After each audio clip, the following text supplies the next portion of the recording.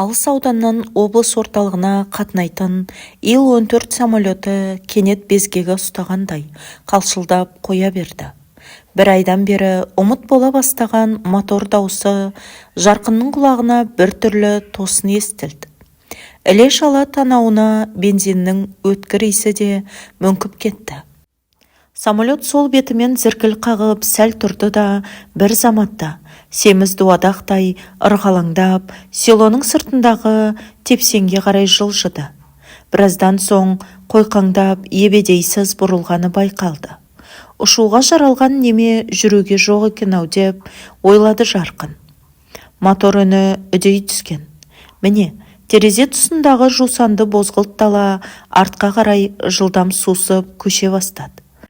Самолеттің бар екпіні мен зырлай жөнелгені білінді.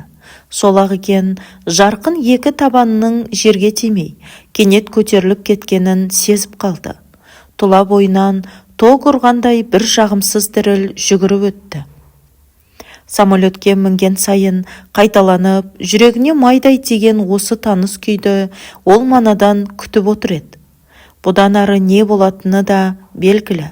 Қайтадан қара жерге табаның тигенше, жүрегіңді әлдебір күш шеңгеліне алып, шымшымдап қысады да отырады. Самолет жерден едәуір көтеріліп, биіктеп алған соң, селоның үстін қанатымен жайқап бір айналып өтті де құбылаға қарай бет түзеді. Жарқын сол қанаттағы дөңгелек терезеден көз алмай отырғанды. Шығыстан батысқа қарай созыла көлбеген тарбағатай жоталары көпке дейін жарысып, қалмай келе жатты. Ол осы бір орқаш-орқаш Қоңыртаудың қуысынан ойға кеше түстен кейін ғана түсіп еді. Қазір сол бір ай бойы армансыз сайраңдаған ыстық мекен көзіне оттай басылып, тұла бойын шым-шымдап, жайылған мұңды сағыныш билеп алды. Бейне келмеске кетіп бара жатқандай артына жалтақтап қарай береді. Апырау, сол бір тынышта меңіреу табиғат құшағында әлі де болса неге қала тұрмады? Осыдан бір ай бұрын қаланың у-шуынан екі құлағын басып, осынау түкпірге қашып келгені қайда? Енді неменеге асығып барады? Не іздейді? Сай-сайынан көк қасқа бұлақтар жамраған жасыл жайлауда күн сайын атқа мініп, тағанына бұл күнде шөп шығып кеткен көне көш жолдарымен сол бетінде неге серуендей бермейді? Адамды еріксіз ойға батыратын үңірейген қойтастардың арасында көкек пен тау шегірткесінің үнін тыңдап неге отыра бермейді? Әр күні таңертең бетегенің бетіндегі сынаптай мөлтілдеген таңғы шықты кешіп, баяғы бала кезіндегідей тағда жалаң аяқ жүгіруі керек еді ғой. Жаңбырдан соң жотаның басына шығып, садақтай иілген кемпір қосақты, сай-сайдан өріп келе жатқан ақ үрпек балапан бұлттарды тамашалап, тағы да ұзақ қарап тұрса болмас па еді? Қияға салған қыранның ұясындай сол бір биіктегі жылқышының бес қанат қоңыр үйінде әлде біраз күн қымызға бөртіп неге жатпады? Япырау, біреу қуып келе жатқандай неге асықты соншама? Көгілдір тау сілемі бірте-бірте бұлдырап барып, көкжиекке сіңіп барады екен. Жарқын көзінің алды буланып отырып қалды. Құлағына біркелкі гүрілдеген мотор даусы естіледі. Жүрегі түскір сол баяғысынша бір сабақ жіпке іліп қойғандай қобалжып тыпыршиды. Ол орындыққа шалқая жайғасып көзін жұмды. Туған жерді қаншалық қимағанмен бұдан ары жайланып жата алмайтынын да түсініп келеді. Адам баласы едәуір көтеріліп биіктеп алған соң, селоның үстін қанатымен жайқап бір айналып өтті де құбылаға қарай бет түзеді. Жарқын сол қанаттағы дөңгелек терезеден көз алмай отырғанды.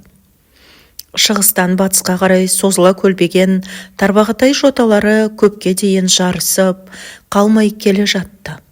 Ол осы бір орқаш-орқаш Қоңыртаудың қуысынан ойға кеше түстен кейін ғана түсіп еді.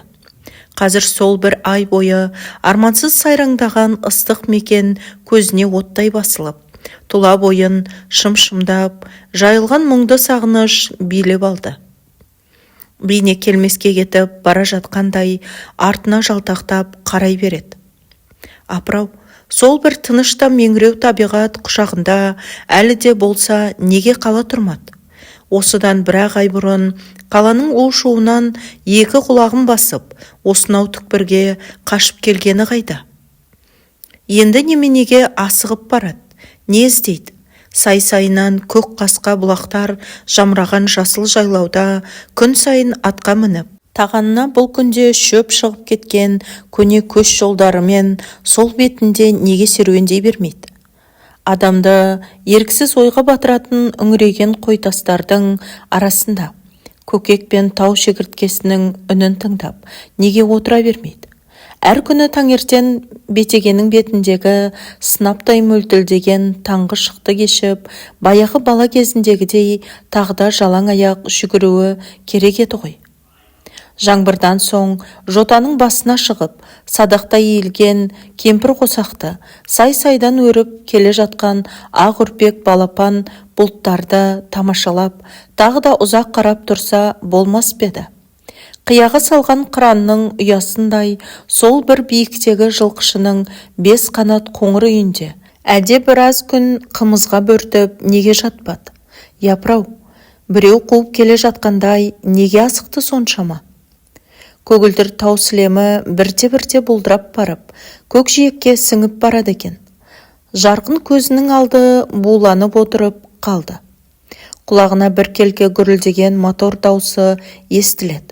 Жүрегі түскір сол баяғысынша бір сабақ жіпке іліп қойғандай қобалжып тыпыршиды. Ол орындыққа шалқая жайғасып көзін жұмды. Туған жерді қаншалық қимағанмен бұдан ары жайланып жата алмайтынын да түсініп келеді. Адам баласы алдымен уақытқа тәуелді. Сені алды-артыңа қаратпай асықтыратын да сол уақыт. Өмір сүреді екенсің, өз вагоныңды сол уақыт атты экспресске апарып тіркемеске амалың жоқ. Ол енді бір сәт өзін қаншалық қарбалас жұмыстар күтіп тұрғанын есіне алды. Ағысы қатты өзенге секіргелі тұрған адамдай алдағы тынымсыз тірлікті бүкіл жан дүниесімен сезінгендей болды. Ол кеше осы ауданнан Алматыға төте кетсем бе деп те оқталған. Бірақ облыс орталығында тұратын ағасына жолға кетуді жөн көрді. Сонда бір-екі күн аялдап, үйіне сонан кейін бет түземек. Көптен хабарласпай кеткендікі ме, соңғы күндері бала шағасын да жиі ойлайтын болып жүр. Міне, қазірде көз алдына балалары мен әйелі келіп тұра қалды. Бұл таңғы самолетке үлгеру үшін үйінен тым ерте аттанған. Балалары үйшіктегі қозыдай айқасып, танаулары пысылдап ұйықтап жатыр еді. Ең кішісі әлі емшектен де шыға қоймаған. Оянып кетпесін деп аттанарда маңдайларының ғана иіскеп еді. Әйелі Сара есік алдына дейін ере шығып, таксиге отырарда, «Ал жолың болсын, аман-есен барып қайт» деді. Бұған күлімсірей қарап. Не үшін екен? Жарқын әйелін осы арада қатты аяп кеткен. Тағы да үш тентектің талқысына жалғыз тастап бара жатқанын ойлады. Күн қыза бала шағасын теңіз жағасына апарып демалдырам деген уәдесі бар тұғын. Амал қанша, ол да кейінге қалды. Балаларға жақсы қара, теңізге тағы бірде барармыз деді. Жарқын келіншегіне қипақтай қарап. Көріп тұрсың ғой, мен біраз ес жиып қайтайын. Ештеңе етпес, алаңдама. Сара жадырай күлді. Үйде жүргенде де тигізетін пайдаң шамалы ғой. Қайта сен кетсең, баланың саны азайып, маған жеңіл болады. Жарқын әйелін құшақтап, сүт иісі бұрқыраған омырауынан құшырлана бір иіскеді де машинаға отырып жүріп кетті. Міне, ол қазірде жолда келе жатып, әйелін аса бір ырзалық сезіммен еске алды. Қоштасарда есте қалатын қалайда бір жылы сөз айтпағанына өкінді. Тек сол жолы ғана емес, ғұмырында әйелін пәлендей аялап еркелетпегені, оның қас-қабағына қарап, тілегімен санаспағаны есіне түсті. Жалпы әйел өмірі ауыр ғой. ал жазушыға әйел болу тіпті қиямет шығар, деді ішінен. Жарқын осы сапарға аяқ астынан аттанды. Соңғы 4-5 жылда ауыл жаққа ат ізін салмаған. Кейінгі кітабы қалай тіршілігінен жазылды да, соның ауы мен бауы бітпей қатты қинады. Бұрқ-сарық етіп, қазандай қайнап жатқан қаланың тынымсыз өмірінен қажетті нәрсені ұстап қалу да оңайға түскен жоқ. Адам аласы ішінде деседі халық. Бұл күнде жақсылық пен жамандықтың мен мұндалап тұратын кезі өтті ғой. Әрдайым қара ормандай қаптаған сұрақтар тұрады алдында. Қазір бір ыңғаяқ немесе қара бояумен сурет сала алмайсың. Өмірдің алабажақ түсі көбейген екен. Демек, сенің де соған жетерлік сан түрлі бояуың болуы керек.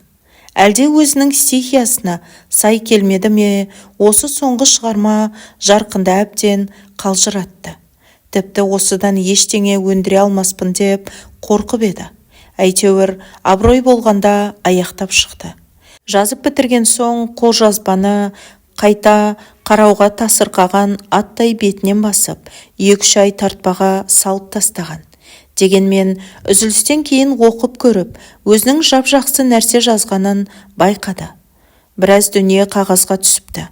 Қала өмірінің сапырылысқан жылдам ырғағы кітапта сәл баяулағандай сезілді оған. Телевизорда қақпаға соғылған допты қайталап, айқын көрсету үшін пленканы жайрақ айналдырып, көз ілеспей безектеген қозғалысты сабырлы қимылға көшіретін. Ол өз кітабын осыған ұқсатты. Қолжазбаны қайта оқып отырып, осынша дүниені өзінің қалай жазып тастағанына қайран қалды. Егер осы шығарма оның бетін әрі қылсын, әлде бір себеппен жойылып кетер болса, оның бірде тарауын қайта жазып бере алмайтыны хақ еді.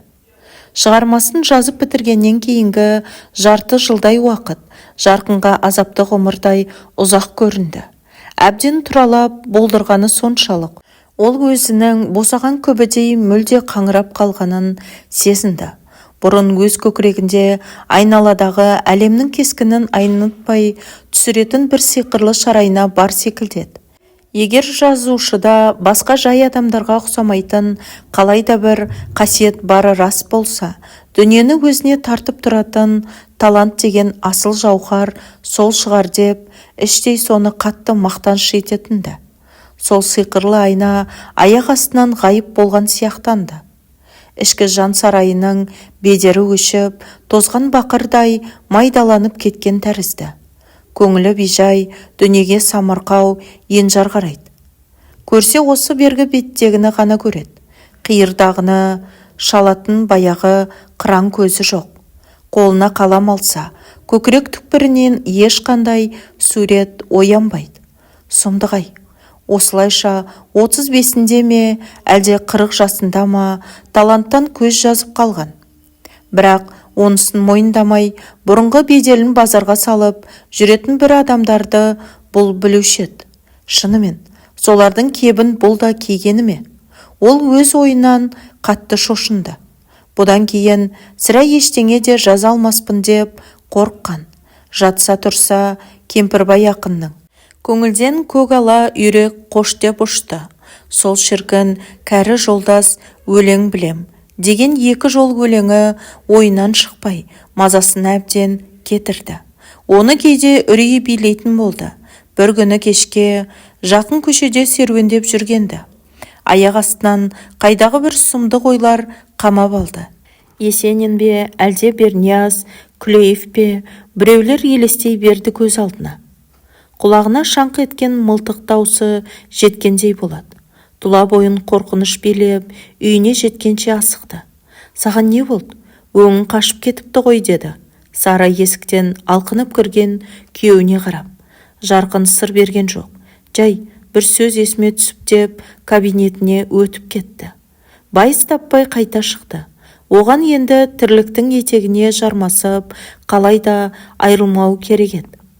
Жан-дәрмен 2 ұлымен асыр салып ойнай бастады. Балаларға керегінің өзі сол.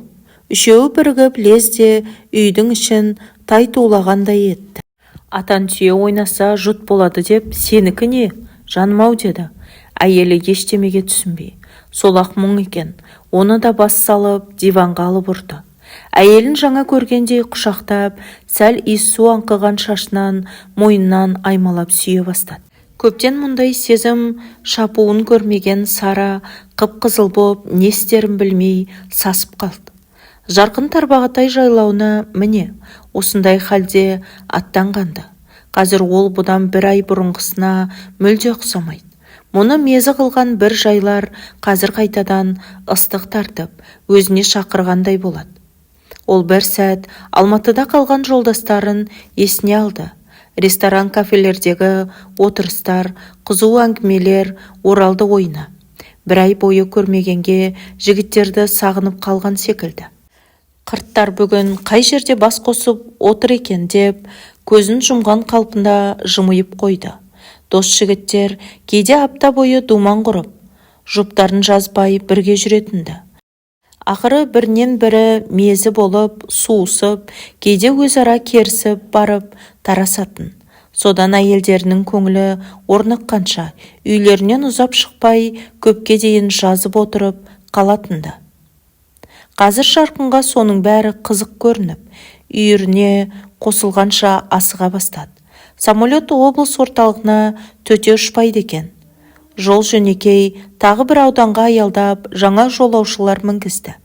Жарқынның қасына жасы 60-қа тақаған жұпыны киімді семіз біреу кеп отырды.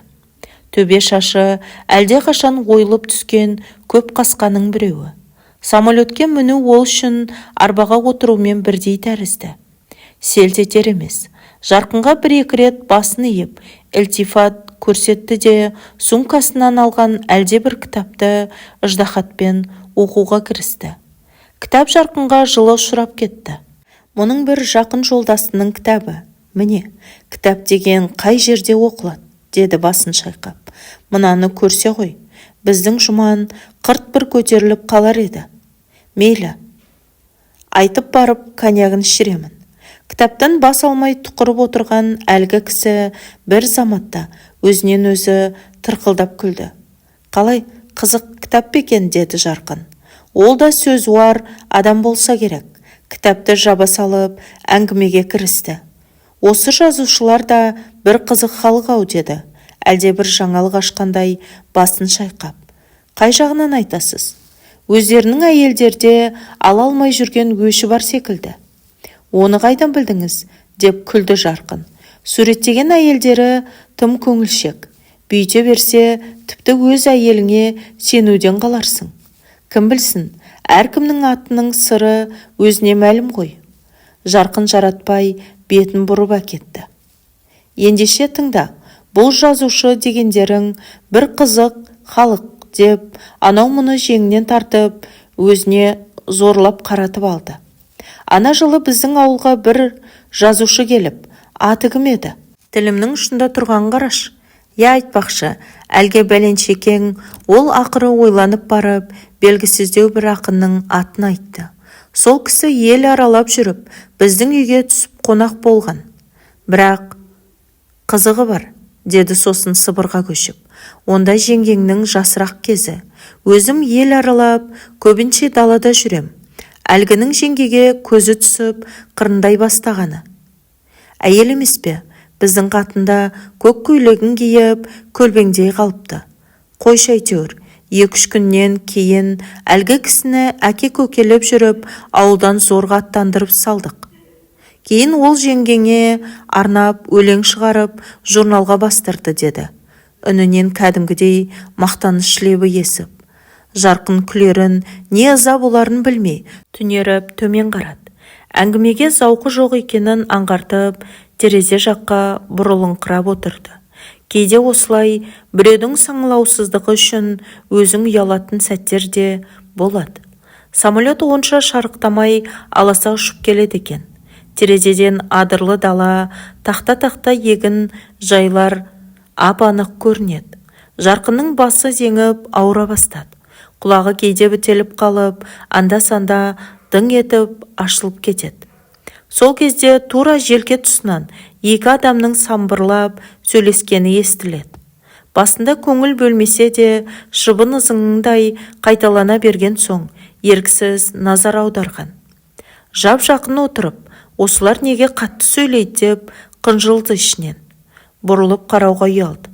Орындыққа шалқалай түсіп, сөздеріне амалсыз құлақ тосты. Сөз әлпеттеріне қарағанда, бұлардың біреуі бұл маңайда көптен болмаған. Қиыр жайлап жүрген адам. Шұрқырасып жаңа табысқан ағайындар желіктері басылмай, бір-бірінен әрнені сұрасып келеді. Айтпақшы, Кеңесбай қайда қазір?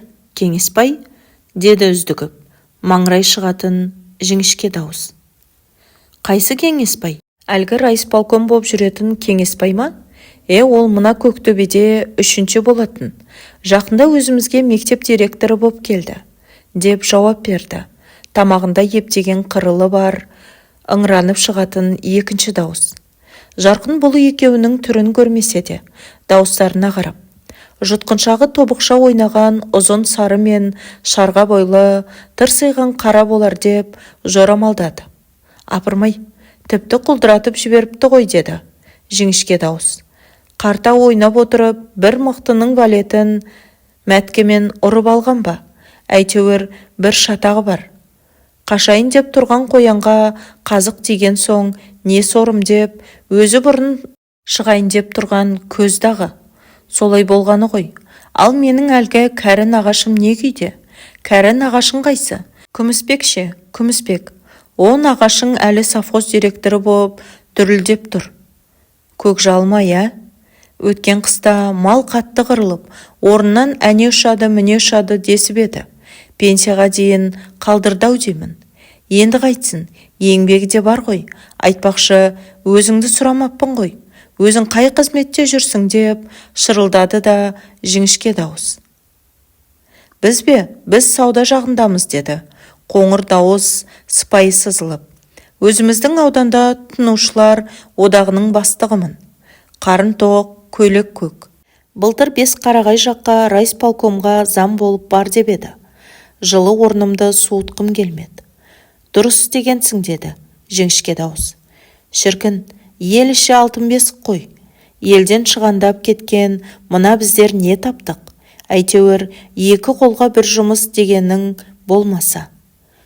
Көшіп келсейш, завсклад етіп, осы қазір алайын, деді анау дауысына сәл қырыл қосып. Келем, тәке, келем. Өзімде жұрт шалып жүрмін деп жіңішке дауыс тіпті мүсәпірсіп қалды. Жарқын күліп жіберуден сақтанып, үнсіз тыңдады да отырды. Ана екеуі енді құлашын кеңге сермеп, республика көлемінде жаңа қызметке ауысқандарға шолу жасады. Өз аудандарынан кімдердің өсіп, қай жерде отырғанын санамалап шықты. Ал облыстағы біріншілерің орынша ма? Деді бір уақытта жіңішке дауыс. Баяғы қарттың өзі пенсияға кетпей ме екен? Жұрт желпілдеткелі қашан? Әзірше қозғалар емес. Екіншіңіз анау ғой. Үшінші кім? Айтпақшы үшінші, деді жіңішке дауыс. Тақ бір тезірек естісе өліп кететіндей үздігіп. Үшінші ме? Үшіншіні сен танымайтын шығарсың, деді. Анау маңғасып. Бұрын Тарбағатай жақта бірінші болған екен. Кейін өсіріп облысқа әкелді ғой. Өз ағасының фамилиясын атағанда Жарқынның құлағы елең ете қалды. Әңгіме мұның туған ағасы обком секретары Сабыр туралы болып жатыр еді. Қалай өзі, тәуір азамат көріне ме, деді анау аңсын аңдаған сағынмен. Көп оқыған, білімді жігіт деседі, бірақ жасқаншақтау болса керек. Ту, мына қуларға дауа болмас, деді Жарқын мырс етіп. Қазір осыны Сабырға айтып барып, өзін бір ыза қылайыншы, деді ішінен. Сонан соң біразға дейін түйіліп, үнсіз отырып қалды. Әр ауылда, әр қалада осындай бір жағымсыз типтер бар-ау, деді қынжылып. Мансап десе ішкен асын жерге қоятын, біреудің лауазымынан ләззат алып, шоғына жылынып, күн көретін осындай бір желім ауыз, құнарсыз қулар қайдан пайда болады екен? Абай дәуірінен қалып қойған.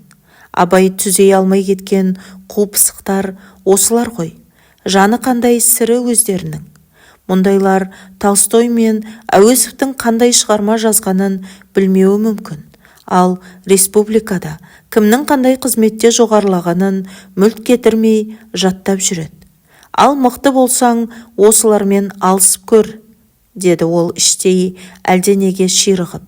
Қалтасынан әлі басталмаған блокноты мен қаламын алып, арыз шағым өсектің өрбейтін көздері саққұлақ қу пысықтар деп жазып қойды. Өзі соған бейне қармағына қаракөз сазан іліккен балықшыдай қуанып қалды. Көптен таптырмай адастырып кеткен асылының өз орнына қайта келгенін сезіп қонған. Самолет қаланың аэродромына қалықтап кеп қонды. Жолаушылар абыр-сабыр орындарынан көтеріліп шығуға бет алған. Жарқында түрегелді. Костюмін киіп жатып, артына бұрылып еді. Күліп жібере жаздады. Шынында да, бұдан кейінгі екінші орындықтан жұтқыншағы тобықтай бұлтылдаған ұзын бойлы, арық сары мен аласа бойлы шақша бас жылтыр қара тұрып келе жатыр еді. Жарқынның түксие қарағанынан секем алды ма, тапал қара бұған елпілдей басын изеді. Самолет басқышынан түсіп келе жатып, Жарқын терең бір тыныс тартты. 1,5 сағат бойы ойнақшып, тыным таппаған жүрегі енді ғана орнына түскендей. Күн түске тармасып қалыпты. Ол анадай жерде асыға басып келе жатқан ағасын көріп, солай қарай бет алды. Көптен есік ашпай кеткен қайнысын Сабырдың әйелі Гүлжамал жылы жүзбен көңілді қарсы алды. Қуанышын ашық жарқын күлкісімен паш ете, Жарқынның қолын еркектерше сілкілей қысып амандасты. Араларындағы ана бір жылғы өкпенің ізі де қалмағандай. Гүлжамал қазір ғылым кандидаты, осындағы пединституттың оқытушысы. Ана жылы диссертация қорғайтын кезінде Жарқынмен аздап түс шайысып қалғаны бар. Институттың филология факультетін сырттай бітіріп шыққанымен, әдебиетке үш қайнаса сорпасы қосылмайтын Шекспир мен Шиллерді, Гоголь мен Горкийді шатастырып, мұның өзін талай ұялтқан жеңгесінің мінезін бұрын ол қызық көріп, күліп қана қоюшы еді. Сол әйел аяқ астынан әдебиетші ғалым болып шығуға айналғанда, Жарқын шыдай алмай алдын бөгеуге тырысқанды. Дереу ағасына хат жазып, тыйсайшы мынауыңды. Әдебиеттің абыройын төгіп жүрген дүмшелер бұрын да аз емес еді. Тым құрыса, біз масқара болмайық та деп қатты салмақ салған. Бірақ оған Сабыр не істесін? Бүкіл бір ауданды аузына қаратқан азамат әйеліне сөзін өткізе алмай қор болып қойғанды. Содан бері туыстар арасы салқындау болатын. Гүлжамал қазір толысып, жасаңғырап алыпты. Қызыл шырайлы, әжімсіз өңі майлап қойғандай жылтырап тұр. Кеулерін бедел тұтатын кейбір әйелдер сияқты бұл да айналасына өктем қарайды. Басқаларды қыжырта сөйлеуге машықтанған. Даусында әйел затына жараспайтын, сәл ыңыранған салмақ жатады. Қалдарың қалай? Балалар аман ба? Келіннің денсаулығы жақсы ма, деді ол, Жарқынды төр алдына отырғызып жатып. Шүкір, бәрі де аманшылық. Менің ұлым қалай? Деді Гүлжамал, тіпті самбырлай сөйлеп. Оны неге ала келмедің? Ғұмыры бала көтермеген Гүлжамал Жарқынның ортаншы ұлын менің балам деп иемденіп жүретін. Біреудің баласын әрі-бері тасып жүрем бе? Құдай үшін, өзіңіз барып алып кетіңізші ұлыңызды, деді Жарқын, осы үйдегі баяғы ерке мінезіне көшіп. Ауырсынып жүр екенсіңдер ғой. Қорықпаңдар, шығынын төлейміз деп жеңгей сылық-сылық күлді. Шығыныңнан бұрын тентек антұрған, жұмыс істетпейді. Шыдаңдар, Құдай бұйырса, мамасы докторлығын қорғап алсын, сонан соң бір күнде тоқтатпайды. Әйел мен інісінің тез тіл тауып, татуласып кеткеніне Сабыр да өте қуанышты еді. Оған дейін ол күшік ес біліп, үйірін танып кетеді ғой, деді, сөзге араласып. Өлеке, онанда басқа біреуіне заказ беріп қойсаңыз қайтеді? Сіз доктор болғанша біз де үлгерерміз, деп Жарқын қылжаққа басқан. Жә, бұл енді өстіп жайылып кетеді деп Сабыр тыйып тастады. Гүлжамал дастархан жабдығымен ас үйге кетті де, ағайынды екеуі кабинетке кіріп, қарама-қарсы қойылған екі креслоға жайғасты. Бұл күндері жасы 45-терге келіп қалған Сабыр еңсегей бойлы, ірі денелі, иір қара жігіт болатын. Кейінгі кезде ақ бөртеленіп, толса бастапты. Мінезі салмақты, артық сөзге әуестігі жоқ, байсалды кісі. Оның қасында Жарқын әлде қайда ұшқалақ, онысын көбінесе еркелікке жеңдіреді. Араларында едәуір жас алшақтығы болса да, екеуінің қатынасында тең құрбыдай ойын-күлкі жарастығы бар. Әзіл қалжыңды көбінесе Жарқын бастап, ағасына үнемі еркелеп, сүйкеніп отырады. Екеуінің тағдыры да ғажап. Баяғы бір жұт жылы әке-шешелері бірдей опат болғанда. Сабыр 9 жаста, ал Жарқын емшектегі бала еді. Су шерлері бар екен. Сабыр сол жылы Семейдегі балалар үйіне тапсырылды да, Жарқынды нағашы әжесі арқасына салып жүріп асырап, аман алып қалды. Амал не? Көзі тірісінде сол әженің қарызын өтеуге бұл үлгере алмады. Бар болғаны ол кісі өлген соң араға жылдар салып, басына ақ мәрмәрдан құлып тас орнатты. Жас өсіп, жарлы байымай ма деген осы екен. Сол Сабыр бұл күнде обком хатшысы да, Жарқын көпке белгілі жазушы болды. Сабыр өз інісін әрқашан мақтаныш етеді. Жақында Совет одағын аралап жүрген ағылшын журналисі бұған жолығып интервью алғанда. Ол өз өмірін айтып болып, ал енді менің туған інім бар. Алматыға барған соң жолығыңыз деді тілшіге. Інім жазушы, аты жұртшылыққа кеңінен мәлім, талантты жазушы. Екеуміз қаршадай кезімізде жетім қалдық. Бізді советтік отан тәрбиелеп өсірді деген мақтаныш сезіммен. Я, елге барып қалай демалдың деді. Сабыр інісінің жүзіне қызыға қарап. Тамаша, тіпті тіл жетпейді деді. Жарқын лепіріп. Шіркін, туған жердің қадірін білмейді екенбіз ғой. Небәрі бір айдың ішінде анадан қайта туғандай болдым. Ел араладың ба? Жоқ, ешкімнің көзіне түспей Тарбағатайдың бір шатқалында аюдай аунап жатып алдым. Әй, не қыласың? Армансыз бір дем алдым ау. Бәсе, ауданнан келген хатшылардан сұрасам, ешқайсысы білмейді. Жасырынып жатқан екенсің ғой. Жасырынғаным рас. Адам кейде дипломатиядан, ресми сөзден де жалығады екен. Жабайы табиғаттың өзіне, өзігінен көктеп тұрған бір тал бұтаға ешкімге бағынбай, дөй дала ағып жатқан бүлдіршін бұлаққа да зар болады екенсің. Мен бір жаңалық ашып қайттым. Адам табиғат перзенті ғой. Оның жанына түскен жараны тек туған жердің ауасымен ғана емдеу керек екен. Кейін аудан басшылары іздеп барған жоқ па? Деді Сабыр. Оның сөзін бөліп.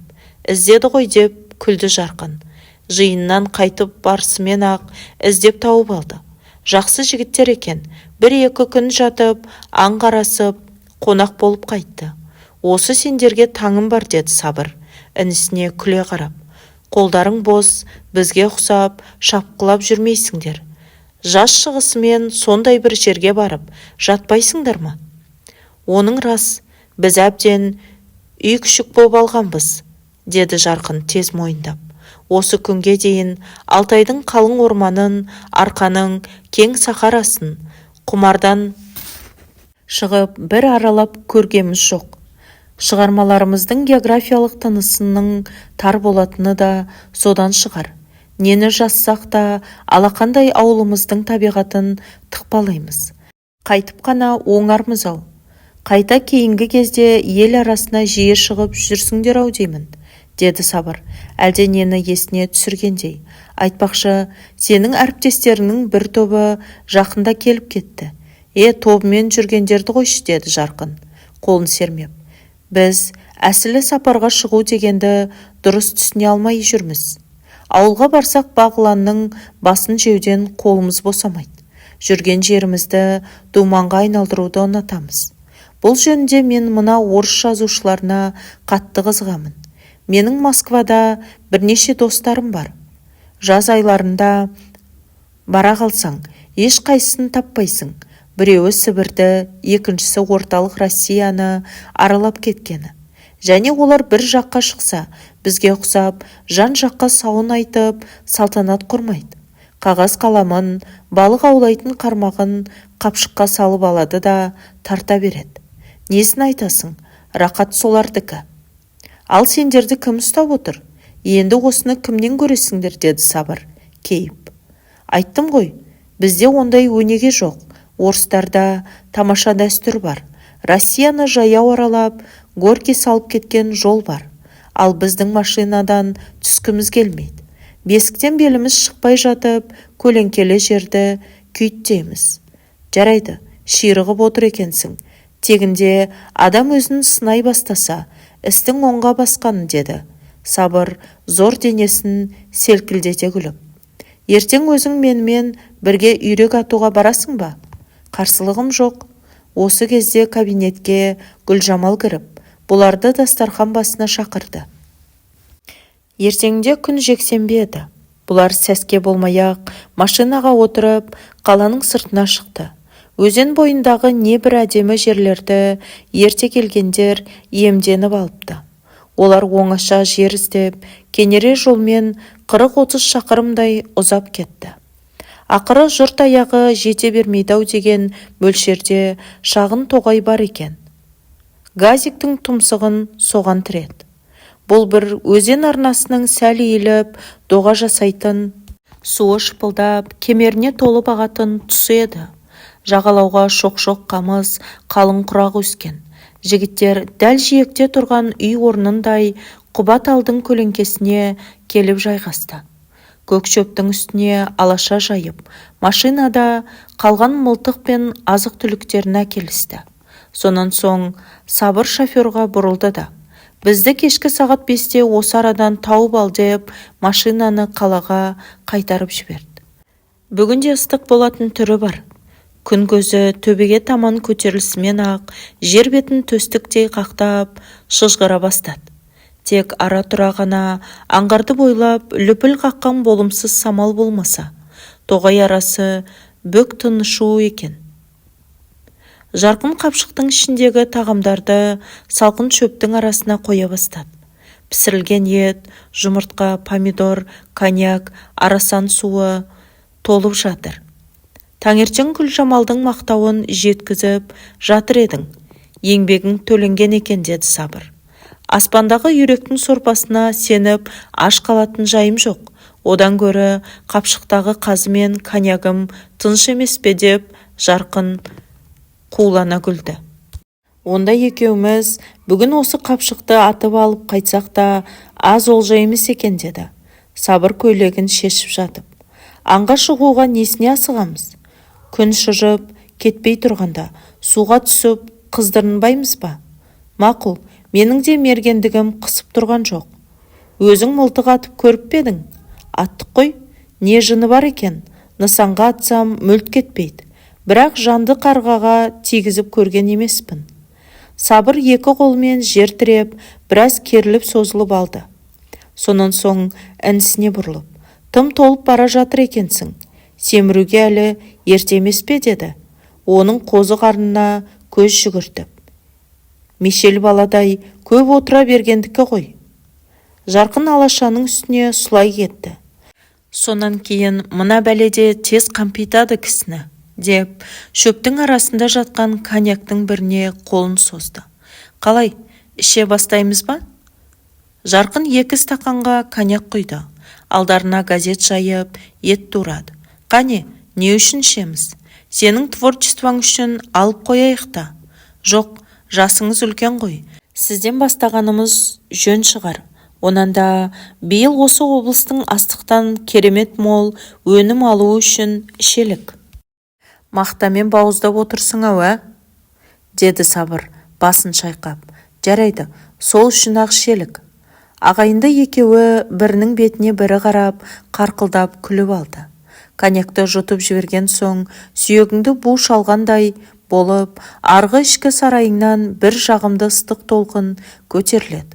Жарқын сол толқынды тосып, сәл отырды да, езіліп піскен жас қазыдан қарбыта асады.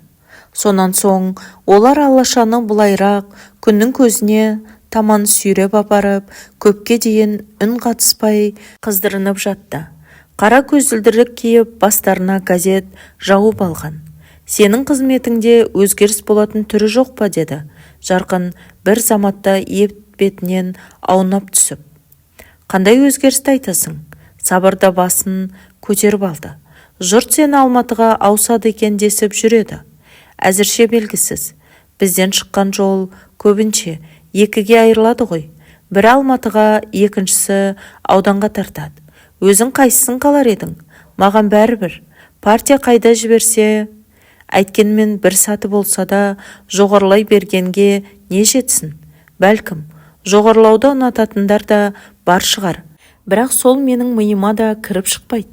Қайда жүрсең де мақсат біреу-ақ, ол халыққа адал қызмет ету. Міне, бұл нағыз өсетін адамның сөзі. Жарқын қарқылдай күлді. Дегенмен, шыныңды айтшы, күн сайын кеңсеге кіріп, өз орныңа отырғанда қандай сезімде боласың? Жауапкершіліктен басқа ештеңе сезінбеймін. Қызық екен. Мен бастықтың креслосында шарап қызуындай бойға тарап, мас қылатын бірдеңе бар шығар деп ойлаушы едім. Әйтпесе, осы жұрт балға қонған шыбындай оған неге үймелейді? Адамдар шайға да құрамында бірер тамшы апиын болғандықтан құмартатын көрінеді. Немене, мен саған өтірік айтып жағынайын деп отыр дейсің бе? Деді Сабыр, қабағын кіржейтіп. Жарайды, әзіл ғой, әшейін. Жарқын жуып шайды. Ана жылы диссертация қорғауға көңілің кетіп жүруші еді. Айтпақшы, сол не болды? Оны әлде қашан тастағам. Неге? Ойлап тұрсам, біздің ғылымға килігетін жөніміз жоқ екен, деді. Сабыр бір тал шиді тісінен қыстырып. Әсілі, ғылымға сол үшін бүкіл өмірін қиятын ең бір жан кешті ер жүрек адамдар ғана баруы керек қой. Түбегейлі айналыспаған соң, құр атақ алуға ұмтылудың керегі не? Бізде кейбіреулер ғылымды қызметтен түсіп қалғаннан кейін паналайтын жылы орынға айналдырып алған.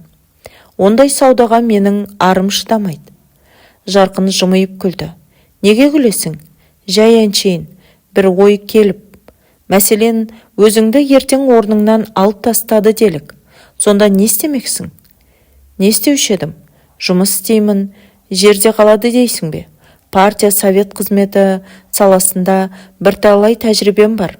Облыс деңгейіне қабілетім жетпесе, ауданға барам. Ол да қиынға айналса, колхозға барып, парторг не бригадир болам. Кешегі жалбыр тонды, жалаң аяқ жетімге солда уайым болып па? Қанша айтқанмен туысқанбыз ғой. Бұл жөнінде ойымыз бір жерден шықты. Аяз би деген кісі өткен өмірін ұмытып кетпеу үшін баяғы жыртық тонын төріне іліп қояды екен. Байқаймын, сенің көмегіңде бір түйіншек тұр, деді Сабыр, інісіне қарап қойып. Ана жылы Гүлжамал қорғайтын кезде қарсы болғаның есімде. Сенің айтқаның дұрыс еді әрине. Енді міне, сондағы қателіктің орнын толтыра алмай әуре боп жүрміз. Өмір қызық қой. Қашанда ұшқарлықтың екі басы бір-біріне тез ауысады. Бір кезде біздің халық үшін хат танудың өзі үлкен жетістік саналушы еді. Енді міне, шын ғалым мен жалған ғалымның арасын ажырату қиынға айналып барады. Амал не? Осыны сенің жеңгеңе түсіндіре алмай-ақ қойдым. Ештеңе етпейді. Бір үйге бір кандидат керек десіп жүр ғой қазір. Гүлжамалдың басқа алданышы болмаған соң, әйтеуір бірдеңемен шұғылдансын деп едік. Бірақ соның өзі қиын боп тұр, деді. Сабыр қинала езу тартып. Әлгі 1 теңге беріп жырлатып, 1000 теңге беріп қойғыза алмады дегеннің кері келді. Осы институтта отырғандардың не ойлайтынын білмеймін. Биыл олар Жеңгеңді 2 жылға докторантураға жібермекші болып желіктіріп қойыпты. Өздерінше сенің көңіліңді таппақшы болған ғой. Солай шығар. Ақыры ректормен сөйлесіп, тыйым салуға тура келді. Күлекең оны біле ме? Білсе сіздің жағдайыңызда мәз емес екен. Қайтеміз? Маңдайға жазылғанды көріп аламыз да, деді Сабыр күлімсіреп. Баяғыда әйелдің қолын теңдікке жеткіземіз деп шапқыладық. Бүгін міне, көріп отырсың. Бір әйелдің өзі обком секретарының аяғын әлтек-тәлтек бастырады. Семья деген ол сенің тағдырың ғой. Ағайынды екеуінің көптеген бір оңаша сырласқаны осы еді. Жарқын ағасын бір түрлі аяп кетті. Сырт қарағанда 4 құбыласы сай боп көрінетін маңғаз қазақтың көкірегінде қаншалық мұң жатқанын бұлайғы жұрт қайдан білсін. Тіпті Жарқынның өзі де ағасын бүгін түсініп отырған сияқты. Кәне, алып қоямыз ба, деді ол, ағасына еркелей үн қатып. Мына біз ішкілік жағынан ептеп көзге түсіп жүреміз. Сіздердің де бір масаңдау болатын кездеріңізді көрелік те. Ол Сабырмен әдетте сен деп сөйлесетін, тек сөзіне мысқыл араласқан тұстарда ғана сізге көшетінді. Екеуі соғыстырып, үнсіз көтеріп қойды. Жарқын жүрек жалғау үшін асықты жіліктің ойынды етін жұлып жей бастады. Шіркін, сендер бақыттысыңдар ғой, деді Сабыр. Арасан суының аузын ашып жатып. Орнымнан алып тастайды-ау деп қыпылдамайсыңдар. Көкірегің шерге толса, ой сезімдеріңді қағаз бетіне түсіріп, мың сан адаммен оңаша сырласасыңдар. Нағыз жазушы деген құдірет қой ол. Наполеонның аяғы жетпеген жерді Бальзак қаламымен жаулап алған екен. Ал Толстой соғыс пен бейбітшілікте Наполеон мен Александр патшаны дойбының тасындай қалаған жеріне өз қолымен апарып қойған. Мына мақтаудан кейін мен бірдемеге ұрынбасам жарады деп күлді Жарқын. Амал қанша, осы сөзіңізді маған ғана айтпай, шаршы топтың алдында сөйлесеңіз ғой шіркін. Бұл кезде күн едәуір көтеріліп, жер дүниенің апшысы қуыра бастаған. Жарқын кенет оң жақ иығын сипалап, орнынан түрегелді. Күйдіріп барады. Көлеңкеге отырайық, деді, алашаны талдың астына қарай сүйреп. Сәл қан тартып, өзенді өрлеп қайтсақ қайтеді, деді Сабыр. Мейлі, мылтықты ала жүреміз бе? Алсаң ал, ауырлығы жоқ қой. Екеуі сырт киімдерін киді. Жарқын қос ауызды мойнына асып алды. Мына қалған киім кешек пен тамақты біреу көтеріп кетпей ме? Облысыңызда ұрлық жағы қалай еді? Өзімізге жететін ұрымыз бар, деді Сабыр. Жағалаудағы сүрлеуге қарай бет алып. Бірақ қонақтардың дүниесіне тиіспейді. Онысы жақсы екен. Дегенмен, қалай ойлайсыз? Осы ұрлықтың жоғалатын кезі бола ма? Жазушы қалай қарайды екен бұл мәселеге? Бұрын ол туралы бас қатырып көрген емес едім. Бір рет көшеде бөркімді алып қашып кетті иттер. Сонан бері тісімді басып жүрмін. Сауап болған. Бөркіңді алып қашпаса ғой, шындықты елемеген болар едің. Бір есептен бәріне сендер кінәлісіңдер. Жақсы кітапты аз жазасыңдар. Әй қайдам, дүниені әдебиетпен ғана түзеу мүмкін болса, адамдар ендігі бірін-бірі маңдайынан да шертпеседі-ау. Бұлар манадан бері бұл маңайда өздерінен басқа жан бар деп ойламаған. 100 қадамдай жерде екеуі талдың саясында тұрған ескі Запорожец машинасының үстінен шықты. Қасында жан көрінбейді. Сондайда жарқабақтың басында біреу балық аулап отыр. Сірә иесі сол болу керек. 50-ден асқан егде кісі екен. Қасында сыңар балдағы балық салған шелегі тұр. Сабыр бұл адамды бір жерден көрген секілді, бірақ есіне түсіре алмады. Ассалаумалейкум, деді, қасына таман келіп. Әлейкум салам. Жол болсын, жігіттер. Балықшы бұлардың бас аяғына қарап өтті. Бірге болсын. Жай демалуға келіп ек. Үйрек кезгеме деп кетіп барамыз. Жөн, демалған жақсы. Үйрек қалың еді. Тұқымын құртып жіберді ғой қазір. Бізде сол бірдеме ілнеме деп қара суға телміріп отырмыз. Балықты ермек үшін аулайсыз ба? Жоқ әлде базарға апарып сатасыз ба, деді. Жарқын оның қасына жақындап. Жоға тәйірі, демалыс күні уақыт өткізудің амалы да. Балық дегеніңіз біздің қанымызға сіңбеген кәсіп қой. Мен өскен ауылда балықты су жыланы деп ауыздарына да салмайтын. Баяғы қиыншылық жылы жусап қырылып жатып, тым құрыса осы ертістің балығын аулауды да білмепті ғой. Балықшы сөзуар кісі көрінеді. Әлде күні бойы сөйлесетін жан таппай, іші пысып отыр ма екен, таныспай жатып, маймаңдап барады. Дұрыс ақсақал, қармағыңыз қанды болсын. Біз мына бас жаққа барып, сізге балық үркітіп келейік деп, жігіттер орнынан қозғала берді. Бұлар өзенді жағалап тағы біраз жүрді. Уақыт төске тармасып қалған. Аспан төрі бұлтсыз мөлдіреп тұр. Тек батыс көкжиектен қоңыр ала бұлт шоғыр көрінеді. Өзен аңғарын қуалай соққан самал лебімен дымқыл сыздың, шірген балдырдың иісі келеді танауыңа. Өзеннің бетіндегі майда толқындар жыбыр-жыбыр қозғалып, айдынның астында өрттей жалқындаған күн шұғыласын баяу дірілдетеді. Алып айдаһардай сұлап жатқан өзеннің қорғасын түсті қоңырқай кейпіне қарап келе жатып, Жарқынның есіне Абайдың Лермонтовтан аударған екі жол өлеңі оралды. Қалың қайрат бойында беті күліп, момын сынған пішінмен ағады қу.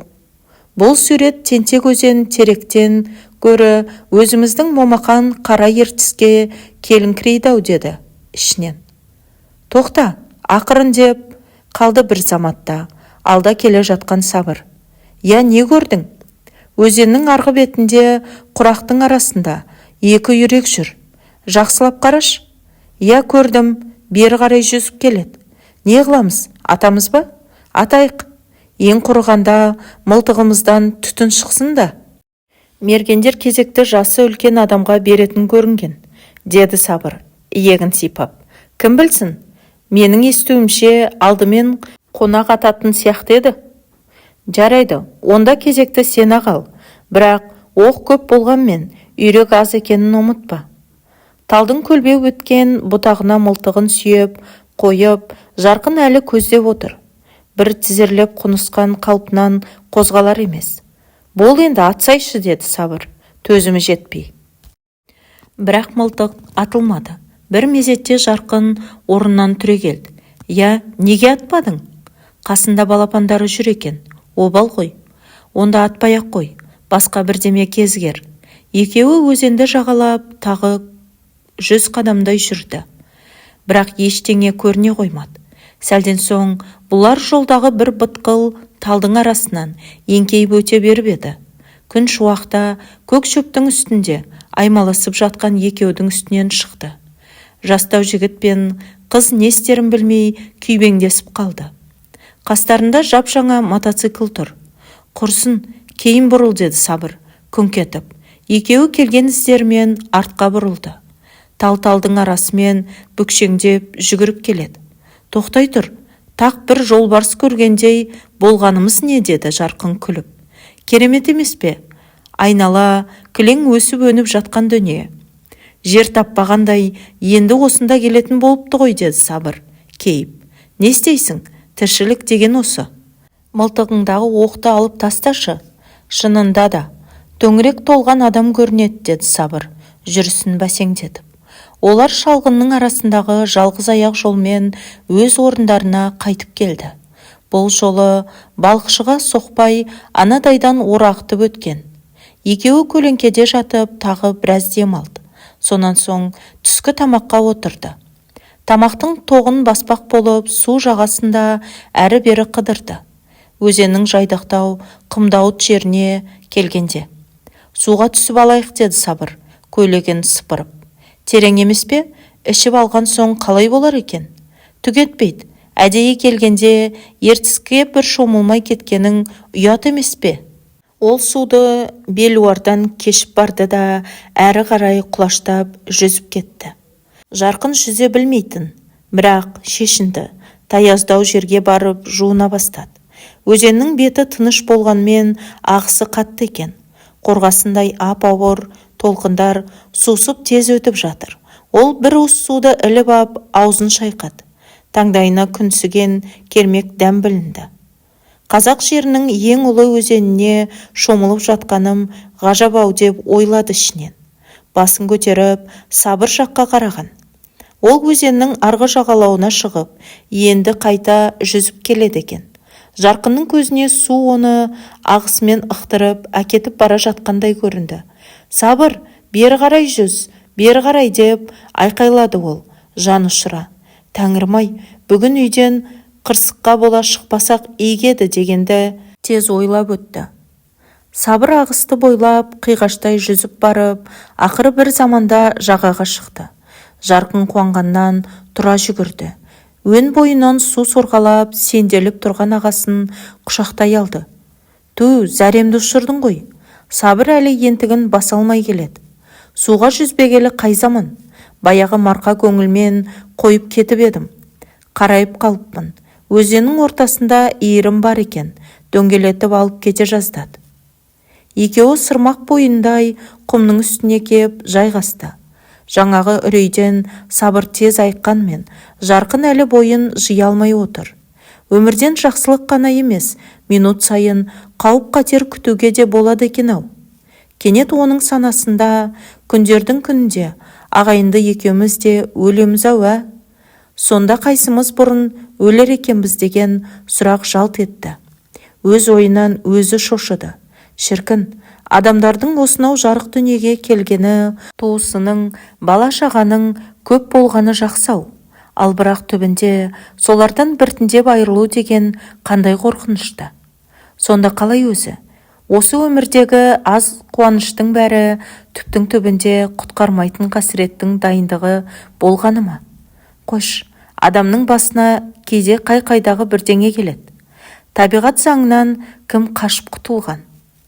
Оның ойын кенет соғып өткен құйын бөліп кетті. Жағадағы қалың құрақтың үйпа-тұйпасын шығарып, тырбық талдардың шашын жұлып, жер сабалатқан жынды жел ойнақ салып келді де, Жарқынның жиекте жатқан көйлегін ала жөнелді.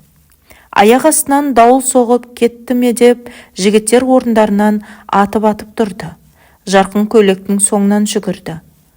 «Мынау жақсылықтың нышаны болса жарар еді», деді ол талдың бұтағына ілінген көйлегін алып жатып. «Әрине жақсылық болады. Шүйінші сұрап жүрген жоқ па?» деді Сабыр. Бұлар енді байқады. Күн райы бұзыла бастаған екен. Батыс жақ қап-қара боп тұтасып келеді. Сол жақтан сап-салқын жел есе бастады. Талдардың жапырағы шуылдап, шалғынның үстінен толқын жүріп өтті. Бір жерде шүбірек күйіп жатқандай Жарқынның танауына бір күлімсі иіс келді. Ап-ашық күннің лезде бұлай бұзыла қалуы оған манағы қайғы мен қуаныш туралы ойының айғағындай көрініп кетті. «Күн жауатын болды, енді не істейміз?» деді ол, киініп жатып. «Білмеймін, сағат әлі 2. Егер шофер айтылған уақытта келемін деп үйінде жатса, әбден келісетін болдық», деді Сабыр, шарасыздығын жасырмай. «Таяу жерде ауыл жоқ па? Болса көрініп тұрмай ма?» Екеуі апыл-құпыл киімдерін киіп, оны-мұны заттарын жинай бастады. «Қой, кетіп қалмай тұрғанда манағы балықшы шалды ұстайық», деді Жарқын, жердегі алашаны бүктеп жатып. «Оның машинасына неше кісі сияды өзі?» 3 кісілік қауқары бар. Олар нәрселерін көтеріп балықшыға қарай аяңдады. Абырой болғанда шал әлі кете қоймапты. Машинасы о жер, бұл жерін шұқылап күйбеңдеп жүр. Бұларды көңілді қарсы алды. «Я, жігіттер, демалыс қалай өтіп жатыр? Үйрек аттыңдар ма?» «Жоқ, ештеңе кезікпеді. Күннің райынан қорқып, сізге паналай келдік». Көлік бар ғой. Қалаға жеткізуге менің мына астауым да жарап қалар». Өзі ептеп ішіп алған ба қалай? Ыңылдап ән салып жүр. Бешпентінің қасында портвейннің босаған бөтелкесі жатыр. Шалдың сол аяғы жерге жетпейді. Сіңірі тартылып, сіміңкіреп қалған. Бірақ қолтығындағы балдақ пен сау адамнан жылдам қозғалады. Күн әзір, жауа қоймас. Келіңдер жігіттер, тізе бүгіңдер деді. Жайып қойған кенептің үстін нұсқап. Балықтан сорпа жасап, сендерді ерулікке шақырайын деп едім, үлгермедім. Дегенмен дәм татыңдар. Ол машинасының ішінен кепкен балық, туралған нан алып шықты. Келіңдер, түздің тамағы тәтті болады. Ойбай ақсақал, бізде де біраз дүние бар еді. Сізде дәм татыңыз деп, жарқын қапшықтың аузын ашып, қалған коньяк пен етті шығарды. Тіпті жақсы, артық дәулет бас жармайды. Үй иесінің өзі дастарханға сұғыңқырап отырды. Жарайды, сендердікінің мәркесі тәуір екен, осыны ішейік деп өз қолымен стақанға коньяк құйды. Кәне ақсақал, алып қойыңыз. Ал жігіттер, сендердің денсаулықтарың үшін. Мынау бізді аман есен жеткісе жарар еді деген екеуі көзінің астымен бір-біріне қарасып алды. Оны анау да сезіп отырса керек. Ұрты томпаңдап, еттен асаңқырап алып сөзге кірісті. Мен үшін алаң болмаңдар, машинаны жаңа айдап жүргем жоқ, деді кеңк-кеңк күліп. Арақты да жаңа ішіп жүргем жоқ. Үйім қаланың шет жағында. Соған дейін жеткізсем болды ғой сендерді. Және мені бір ішкіш біреу екен деп ойлап қалмаңдар. Демалыс күні ғана осылай аздап татамын. Қалған уақытта жұмыс. Бір үйлі жанды жалғыз өзім бағып отырмын. Жігіттер, сендер түгел алмадыңдар ғой. Рұқсат болса, қалғанын мен-ақ іше салайын. Алыңыз ақсақал, тартынбаңыз. Інішек, мен сені танып отырмын деді. Ол екіншісін көтерген соң, сабырға қарап. Былтыр депутат болған кезіңде, үй ішімізбен барып, дауыс бергенбіз. Неге танымаймын? Бағана көре салбақ танығам. Бірақ біреуге жалбақтап, жабыса кетуді жек көретін адаммын. Несіне жалбақтаймын? Құдайға шүкір, біздің елімізде адамның бәрі бірдей. Солай емес пе? Жарайды. Сен жоғары қызметте ақ жүр. Мен қатардағы етікшақ болайын. Онда тұрған не бар? Бәрімізде халыққа қызмет істейміз. Бұл кезде жел қатайып, аспанды бұлт құрсап, жаңбырдың алғашқы тамшылары түсе бастаған. Тықышып тұрған жарқын оның сөзін бөліп жіберді. Ақсақал, күн жауып келеді. Әңгіменің аяғын жол жөнекей бітірсек қайтеді. Солай ма? Онда қозғалайық. Үшеуі ұсақ-түйек дүниелерді машинаның ішіне сала бастады. Сабыр шалдың жүзіне анықтап көз жіберіп, оның обком кеңсесінің бер жағындағы бұрышта отыратын етікші екенін енді таныды. Машинаның іші тым тар екен. Сабырдың төбесі тиіп, артқы орындыққа әрең жайғасты. Шалдың әлі де жағы семген жоқ. Заттарын жинап жүріп те, машинасын оталдырып жатып та тоқтамай сөйлеп берді. Біреуге күнім түсіп тұрған жоқ. Мен де өз еңбегіммен күнелтіп жүрмін, деді ол, тоғайдан шығып, кенере жолға түскен соң. 11 балам бар. Күпірлік болмасын, ондай баланы сендердің 4-5-іңнің үйіңнен әрең құрауға болады. Солай бауырым, үлкен орында отырған сенің алдыңа мен әлі бір рет барғам жоқ. Ал сен секретарінім. Бәтіңкеңнің өкшесіне темір қаққызу үшін менің жаман дүкеніме 2-3 рет келгенсің. Сабыр күліп қойып, үнсіз тыңдап отыр. Тек шалдың қатарына жайғасқан жарқын ғана анда-санда сөзге араласып қояды. Дұрыс қой, қызметім үлкен деп сізбен таласып отырған біреу бар ма, деді ол. Сатырлап жауа бастаған жауынға қарап қойып. Бұрын етікшіні Кавказ жақтан алдырушы едік. Мен тіпті сізге қызығып отырмын. Солай ма? Әкем марқұм атақты етікші болатын. Етікті көк сауырлап тұрып тігуші еді. Бала кезімде біраз үйреніп тастап кеткем. Соғыста бір аяқтан айырылдым да, қайтып кеп әкейдің қалып сайманына ие болдым, деді шал, езіле бастаған батпақты жолдан екі көзін айырмай. Машина өгіз аяңмен ілбіп қана келе жатыр. Әліме қарамай, ана жылы аяқ киім мастерскойына 2 жыл бастықта болдым, деді ол сөзін жалғап. Пендешілік қой, бір болымсыз нәрсе үшін шатылып, сотталып кете жаздағаным. Бұрын бастық болып кім көрген? Жұмыс ештеңе емес, бәрінен де орныңнан түсіп қалғаның жаман екен. Бір жұмадай бейне іші бауырымды түгел алып тастағандай қоңылтақсып жүрдім. Кейін көндігіп кеттім. Бір бұрышқа дүкен орнатып алдым да тарамысымды ширатып отыра бердім. Бәрі де өз кәсібіне шын берілуден ғой. Қазір біреудің мұжырайған өкшесін көрсем, ішім пысып, жарылып кете жаздаймын. Жаңбыр әлі жауып тұр. Машинаның үсті жұп-жұқа болса керек. Елеген төңкеріп қойғандай даңғырлап келеді. Тек бір жақсысы, бұлар көп кешікпей езілген арба жолдан құтылып, айнадай жарқыраған асфальтқа ілінді. Үйіңіз жолдан бұрыс па, деді Сабыр, қаланың шетіне ілінісімен түсіп қалуды ойлап.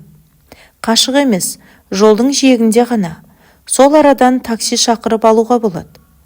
Манағдай емес. Запорожецтің жүрісі мандып, тақтақ жолмен құлдыраңдай жөнелді. Шырағым, сенің жөніңді сұрамадым ғой, деп шал енді қасындағы жарқынға бұрылды. Осы қаланыңкісің бе? Не кәсіп істейсің? Мен бе? Мен де осы өзіңіз секілді еңбекпен күн көріп жүрген адаммын. Дегенмен аты жөні бар шығар. Мен Алматыдан келген қонақпын, жазушымын. Апырмай, рас айтасыз ба? Шал машинасының жүрісін күрт бәсеңдетіп, мұның бетіне аңырая қарады. Несіне таңырқайсыз? Жазушы көрмеп бедіңіз? Оның рас, ақыры сәті түстау, әйтеуір. Аты жөнің кім, айналайын?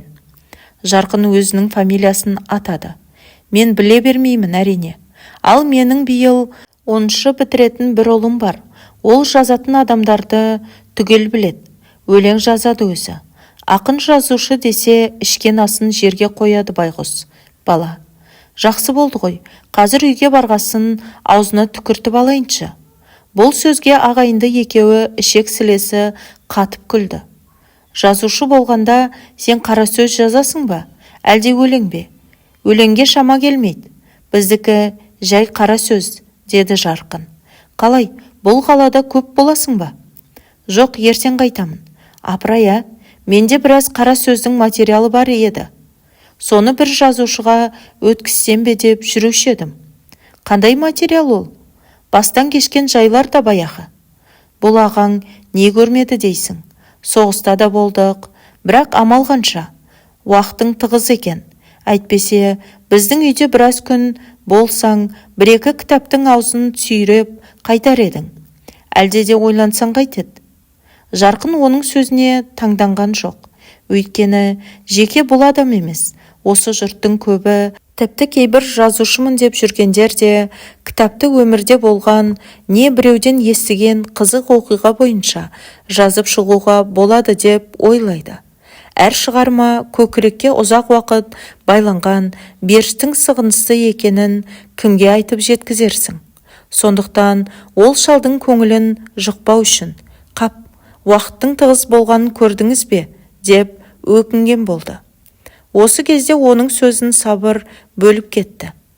Тоқтаңызшы, мынау дәуде болса біздің машина, деді, терезеден қолын бұлғап. Ауызды жиып алғанша болған жоқ. Жеңіл газик бұлардың қасына ағындап кеп тоқтай қалды. Шынында, өздерінің машинасы екен. Манағдай емес. Жаңбырда саябырлапты. Шофер жігіт бұларды танып жүгіріп келеді. Ал ақсақал, сізге көп-көп рахмет, деді Сабыр, машинадан түсіп жатып. Шофер мылтық пен алашаны әкеліп өз машинасына салды. Шал Жарқынның шалғайынан алып жібермей жатыр. Үйге кіріп шығыңдар. Осы арада тиіп тұр. Кітап жазбасаңда балама бір көрініп, аузына түкіріп кет, іншек. Жарқын енді не істейміз дегендей ағасына қарады. Сабыр бұларды сырттай тамашалап, жымия күліп тұрғанды. Халықтың ықыласы ғой, жақын жерде болса соға жүрейік, деді ол, машинаға қарай бет алып. Ал онда бастаңыз, ақсақал. Шалдың мекен жайы жолдан онша алыс емес екен. қала сыртындағы жатаған үйлердің бірі. Суырдың ініндей бұрма-бұрма бөлмелері мұндай көп болар ма? Жігіттер ішке кіріп дәм ауыз тиді. Екеуі қайта шыққанда таң қалды. Үй иесі бүкіл бала-шағасын ауланың ортасында сапқа тұрғызып қойыпты. Көжекбаевтар, смирно деп айқайлады шал. Қонақтар жақындағанда өзі де сымдай тартыла қалып. 5 ұл, 2 қыз, ұзын саны 7 бала бойларына қарай сапта тізіліп тұр. Балалардың анасы 5 биенің сабасындай ақ-сары толық адам екен. Емшектегі ең кішкентайын көтеріп, аяқ жақтан ол кісі де кеп орын алды. Қазір үйде жүргені осы 8 бала, деді шал. Сабыр мен Жарқынға кезек қарап. 5-еуі мектепте оқиды. Бұдан үлкендері үйлі баранды боп кетті. Әскерде жүргендері бар.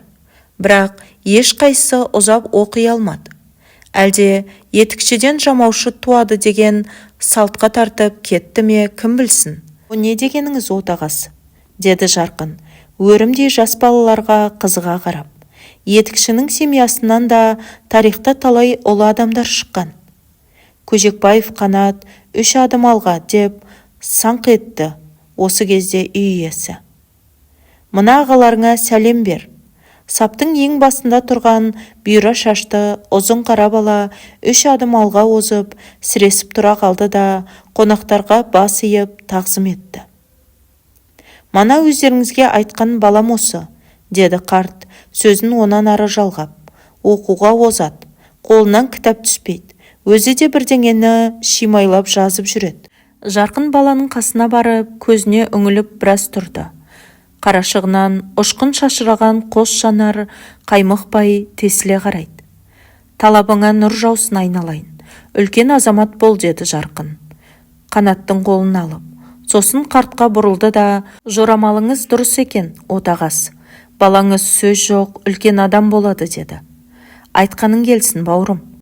Аузың періштенің аузы болғай, дегенде шалдың көзіне жас толып кетті.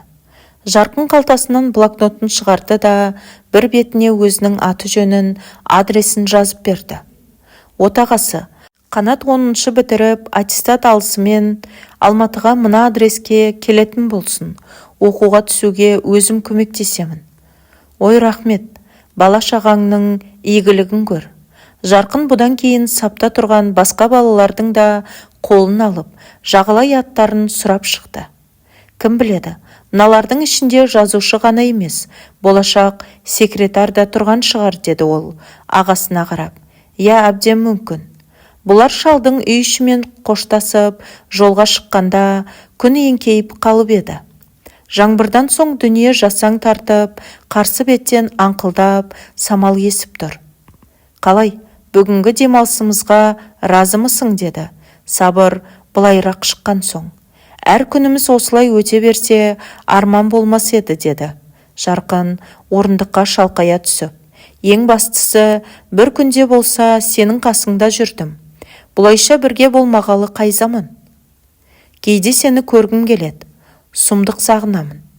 Бірге туған ағаңды бір көруге зар болу деген неткен масқара. Өстіп қу тіршіліктің түбіне жетеміз деп жүріп ақ өтетін шығармыз. Пенсияға дейін шыдасаң, қалған уақытты жұп жазбай бірге өткіземіз әлі, деп Сабыр әзілге шаптырды. Көптен көңілде жүрген бір шығарманың бүгін толғағы жеткен секілді, деді. Жарқын ойға шомған қалпында. 10 бала тапқан ана мен сол анадан тараған 10 адамның тағдыры жайында бірдеңе жазамын. Жаңа етікші шалдың балаларын көргенде осыған бір жола бел байладым. Онда шалың бізге оң аяғымен жолыққан екен, деді Сабыр, күле тіл қатып. Мінекей, көрдің бе, өмір мен қоян қолтық араласқанның пайдасы. Жарқын әлденеге ширығып, шын шабытты қалпын қайта тапқандай еді. Ағасының сөзін бөліп, тебірене сөйлеп кетті. Байқадың ба, жаңағы шалдың балалары қандай әдемі, жетінен ибалы, тәртіпті. Беттерінен қан тамып, көздері оттай жанып тұр. Нағыз таланттар халықтың із түспеген терең қабатынан шығады. Шама келсе, осыларды оқыту керек қой. Кілең қала жағалаған зиялылардың балаларын оқуға тықпалау маған салсаң, егіс даласын демалдырмай үздіксіз жырта беру сияқты болып көрінеді. Кейде талант пен қабілет бір әулетте бір-ақ адамның бойына жинақталып, басқасы соның көлеңкесінде өсуі де мүмкін. Тыңдап келесің бе? Шіркін, жаңағыдай жатаған жұпыны үйлерде қаншама ұрпақ дүниеге келіп, өсіп-өніп жатыр десейші. Керек десең, халық теңізін мәңгі ортайтпай кемерінен асырып, жан-жақтан жамырай құйып жататын тұщы бұлақтар солар емес пе? Сіз бен біз ел ағасы болып жүргеніміз үшін де, ел еркесі болып жүргеніміз үшін де сол қарапайым халыққа қарыздармыз. Мінекей, менің болашақ шығармамның түп қазық идеясы осы болмақ. Осыдан кейін ағайынды екеуі көпке дейін тіл қатыспай, ортақ бір толғаныс үстінде үнсіз отырып қалды. Жарқын кешегі самолет үстіндегідей жоғалған шарайнасын қайта тауып, айрықша сезімтал сергек күйде отыр. Көңіл аспаны шайдай ашылып, ой сезімі бұрауы жеткен домбырадай зар күйіне келіп, қағып қалсаң сөйлей жөнелгелі тұр. Оның туған жерден тауып қайтқан ең үлкен олжасы да осы шабытты шағы болар.